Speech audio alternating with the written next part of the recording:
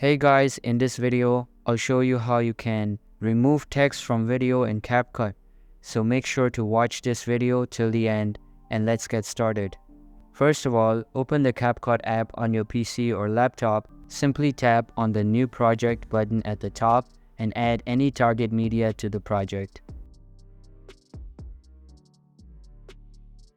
Then add media to the timeline section by clicking on Add icon. In order to remove text from a video, you would need to place another image or something like that to hide it.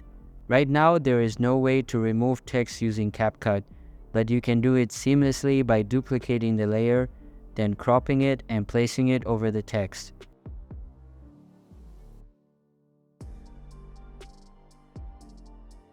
And that's how you can remove text from video in Capcut. Hope you liked the video. Thanks.